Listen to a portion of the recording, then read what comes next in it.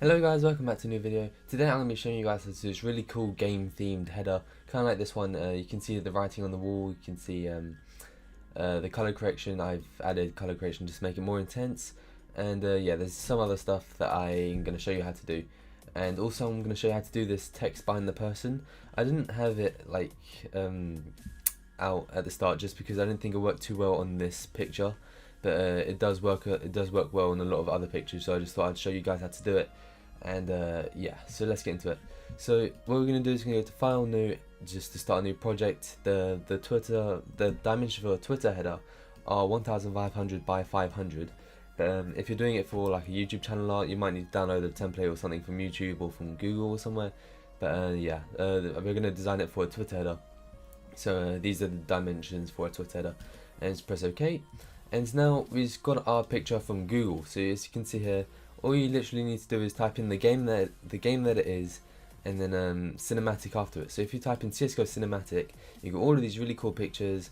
And if you typed in Black Ops 3, oh, not Black Ops 4. If you typed in Black Ops 3 cinematic, you get a lot of good photos here as well. So yeah, but for this tutorial, we are going to be doing CSGO. So once you do that, we're just going to drag it in, and now we've got a picture in our Twitter header project. But now what we're going to do is we're going to drag it out. So by holding Shift and Alt, we can just drag out the edges, so just so it fills up the whole entire artboard. There we go. And so yeah, now we've got it to fit, and now you can see that it's a bit grainy, but that's just because of the picture quality. And to fix that, we can use Topaz Labs, which is right here. If you don't have this, then you can just skip the step, as not all photos need it. But what I find with Topaz Labs is that it kind of it just makes it look a bit more realistic, and yeah, it makes it look a lot cooler. As you can see, I can show you the difference. So so yeah, so this is what it's like when it's been processed. I'm using JPEG Lite, and these are just the last settings I use. So you can just copy these. Most of these are default. Well, all of them should be default besides the overall strength. But you can see this is what it was like, and then this is what it's like processed, like after we've edited it in Topaz Labs. If you don't have, like I said before, if you don't have this plugin, you can skip it, although I do recommend using it, and I do use it for quite a lot of my projects.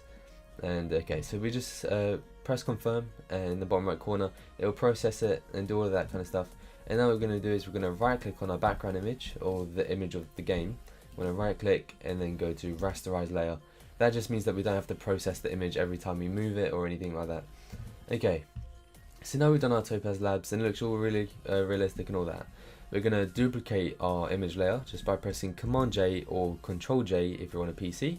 And now what we're going to do is we're going to go to Filter. Make sure you have the top one selected. I'm going to go to Filter, Blur, and then Gaussian Blur. And for this, I think probably about 2.3 or 2.4 would be pretty good for this image. Obviously your image might vary, but yeah. So now what we're going to do is we're going to go to our eraser tool, and we're going to erase the objects that are closest to the camera. So we're not going to erase the back wall. We are going to erase these people and these boxes, and you'll see it adds a really cool perspective effect, and yeah, it really turns out really well. But make sure you have the selected that we added the blur to. Make sure you have that layer selected, just so you're not erasing any layers that you don't want to be erased. So let's just erase the person just by using eraser tool. You don't need to be too precise. You just want to go over it really quick. You can take more time into it, I suppose, but it really doesn't matter. You're not really going to notice the difference if you're like go over like a corner just a bit. But if you do mess up, you can just press Command Z, and that will undo it. If you do want to get really like in detailed with your blurs, you can change the opacity. So for objects that are really close, you'd use a really low opacity brush, and for objects that are further away, you'd go higher up, just so there'd be more blurred than the objects right in front of you. And yeah, that adds a really cool effect too. So let's just go over this person real quick, and then the last thing we'll do is this wall right here, and you can see like it kind of gradually goes into a blur. And we'll do this roof bit, and then this floor, just the bottom bit of the floor. Okay, that looks really cool. We've got this nice perspective effect going on. And now what we're going to do is we can select both of those layers by pressing Shift and clicking on both of them. We want to duplicate them again by pressing Command J and then merging them by pressing Command E.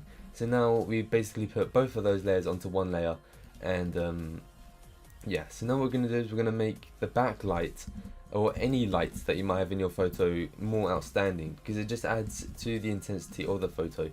So to do that, we want to make a new layer just by pressing on this create new layer icon in the bottom right corner, and go to our brush tool, which is right here, or you can press B on your keyboard, and make sure the size is about 50. It does, well, it depends on the size of the brush, the size of the light.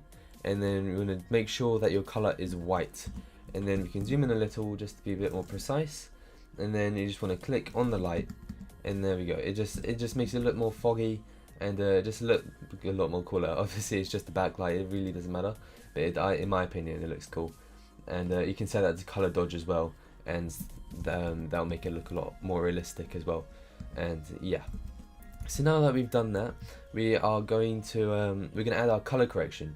So to do that, the first thing we're going to do is we're going to add curves, and now what we're going to do is we're going to do an S-shaped curve.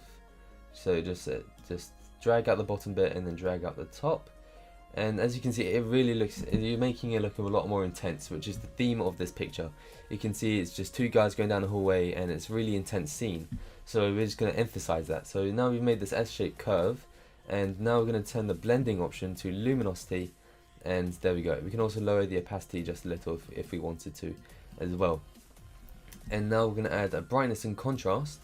So just go to this icon up here. Oh, but by the way, if you don't have this adjustments tab right here, just go to window and adjustments, and it's right there. And okay, so we're just going to increase the brightness a little bit, and then increase the contrast, and maybe increase the brightness a bit more. Okay, that's really cool. So now we've done that, we've got our color correction sorted out, and now we're going to add our text. So like I said before, I'm going to show you two versions. One version is where it's like on the wall, and then another version where it goes kind of behind the person. And yeah, so to do, I'm going to show you the on the wall version first, and I think I'm going to erase a bit more. Actually no, okay, sorry. Okay, so we're just going to type out our name just by using the type tool, which is over here, or you can press T on your keyboard, and it's going to, actually we'll just put text. Okay, and the font we're using is called Unisand. You can just Google it and find that for yourself. And okay, so we're going to move our text over to where we want it to be. And now what we're going to do is we're going to go to edit. Make sure, wait, before you do this, you need to make sure that you've come out of this text editing mode. So to make sure you've done that, you're just going to press on this tick in the top, and now the only way of editing it again is by clicking on it using the type tool. But so once we come out of the editing, we're going to go to edit, and then perspective warp, and just press OK, and that rasterizes your layer. So that means that you can't edit it anymore. So make sure you do check all your spellings and all that before you do this. And now what we're going to do is we're just going to make a rectangle over your text, just like that, and then press enter on your keyboard. And then it does have the step-by-step guide, but I'm just going to teach you how to do it anyway. And now we can just drag these points to match the wall, just like this, and then drag out this last point, and now you can see it's on the wall, and it's a really cool effect. I quite like it. And you can just mess around, see what way works the best. I might have to look a bit closer actually. Okay, there we go. So now it's literally on the wall, and yeah. So now we can add our layer style to it. So to do that, we can double click on our layer, and we get all of these options right here. I normally like to add a gradient just like that, and then a drop shadow, and yeah, you can just copy these. For my gradient, I always set the blending mode to multiply, but make sure this is black to white, and so you can just click that and then press OK, and then lower the opacity a bit. So let's say probably about 60 works well, and then our drop shadow settings are distance is 0, spread is 24, and then size is 46. You only really need a distance if you have a light shining on an object, and then the drop shadow will be a bit further away. And so yeah, that looks cool. And then we'll just press OK, and then we're going to set the blending option to overlay, and there we go. What overlay does is it gets all the colors that are behind the text layer, and it brings them in front. And yeah, I think I'm just going to rotate it just a bit, and there we go. It looks really cool. We got our text on the wall, and this is I quite like that technique. I don't use it a lot just because the opportunity doesn't really present itself a lot, but especially in these kind of gaming kind of style headers, they work really well. Okay, so now I'm going to show you how to position the text as if it's coming from behind his back. And you could also use this technique to make it so it's kind of on the floor behind him, but like I said earlier, this isn't a very good picture for this example because there is another person and the text will be covering going over him. Okay, so to do this we need to we're just going to type our text again. So we're just going to type text, and we're not going to do any of the layer style options right now because we can do that after. So just going to move our text to one side, and now we want to select our background layer, so the layer that has the image that you want the text to go behind. So now we want to go to our lasso tool, which is right here, and you could pen tool this to make it a lot more precise, but for the sake of this tutorial you can just use the lasso tool, and you won't notice difference at all, because we could also use the eraser tool after just to get rid of the excess little bits that we don't want. So now we just want to go over his back because that's where we want the text, the words to come out of. So we just want to go over his back. We don't need to go over his whole body, and then we can just cut across and then just let go, and now we can just press Command J, and what that basically does is we duplicated his back. And if you can see a bit of the background here and you don't want that and you want it to be really precise, you can just go to your eraser tool, which is right here, or you can press E on your keyboard, and then you want to right click and then make sure your hardness is on 100%, and then you can just erase the little black bits, and just like this, and then we've got one more there. And okay, so now we've got no excess space, and now we can show our background layer, and you wouldn't know that there is this back here because it is basically the same image. Okay, so now I want to go back to our text layer, which is right here. Just going to drag it to where it would be coming out of his back, and then just going to drag the layer below the back, and there you can see. Let me just change the color a bit just so it's a bit easier to see. So let's change it to maybe a grey. Okay, and now you can see that it's kind of coming out of his back, and it looks really cool. And yeah, this, like I said before, like twice already, this image doesn't really work well just because you're covering the other person's face, but it does work on a lot of other images. And if you wanted to make it look really realistic, you can use our brush tool, which is right here. Make sure you're doing this on a new layer, so you must click on the new layer icon, and then change our foreground color to a black, and then we can just add a shadow behind the person, and there we go. It looks like the person is casting a shadow onto the text, and it looks really cool. And we can also just copy and paste this layer style onto this layer style just by right clicking on this layer style, which is right here, and just right click, then go to copy layer style, then go to this text and press paste layer style, and there we go. Obviously the overlay probably won't work as well, and there we go. We just basically copied the layer style over.